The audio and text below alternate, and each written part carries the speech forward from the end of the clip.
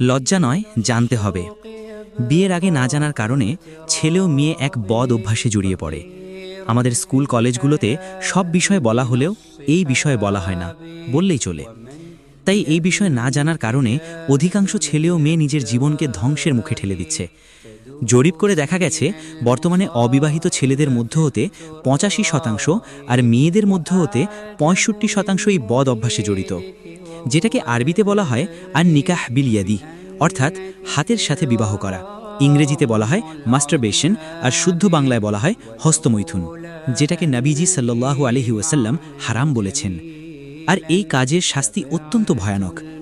এটা করার কারণে কিয়ামতের দিন আঙুলের পেটগুলো থেকে বাচ্চা অর্ধেক বের হয়ে থাকবে, বাকিটা ফেরেশতারা টেনে বের করবেন।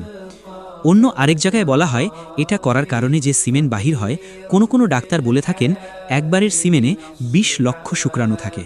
সেই শুক্রাণুগুলো থেকে একটি ডিম্বাশয় গিয়ে বাচ্চার জন্ম হয়।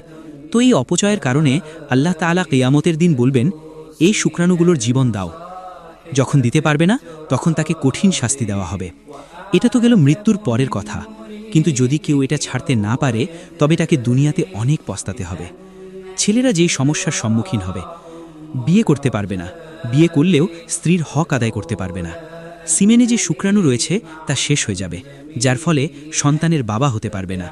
পেনিস অস্বাভাবিক মোটা বা চিকন হয়ে যাবে, সিমেন একেবারে পাতলা হয়ে যাবে, যার ফলে প্রস্রাব করতে গেলে আগে বা পরে সিমেন বেরিয়ে আসবে।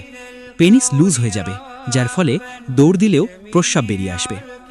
মেয়েরা যেই সমস্যার সম্মুখীন হবে, বিয়ের পর স্বামী সন্দেহ করবে যে বিয়ের আগে কোনো পুরুষের সাথে রাত কাটিয়েছে, কেননা এর দ্বারা সতীচ্ছদ নষ্ট হয়ে যায়। পিরিয়ড অস্বাভাবিক হয়ে যাবে, বন্ধা হয়ে যাওয়ার সম্ভাবনা রয়েছে।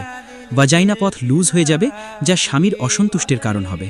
আর ছেলে ও মেয়ে উভয়ের যেই সমস্যাগুলো হবে, হাঁটু হাত পায়ের গিড়ায় গিড়ায় ব্যথা করবে, মাথা ও কোমরে ব্যথা করবে, অল্প বয়সেই যৌবন শেষ হয়ে যাবে, হাঁটুতে ভর করে দাঁড়াতে কষ্ট হবে, চেহারার সৌন্দর্য নষ্ট হয়ে যাবে। রক্ত উৎপাদনের যে মেশিন রয়েছে তা দুর্বল হয়ে যাবে, ফলে রক্ত উৎপাদন কমে যাবে, কিডনি দুর্বল হয়ে যাবে। মোট কথা, শরীরের প্রত্যেকটা অঙ্গ দুর্বল হয়ে যাবে। অ্যাবসেন্স অফ সেক্স পাওয়ার বা যৌন দুর্বলতা রোগে ভুগতে হবে। জান্নাতি জীবন, এই গুনাহ থেকে বাঁচার উপায়।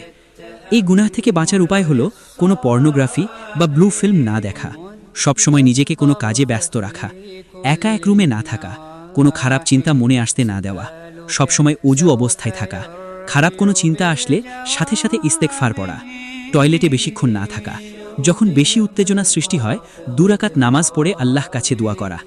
সর্বাপেক্ষা বড় সমাধান হলো বিয়ে করে ফেলা।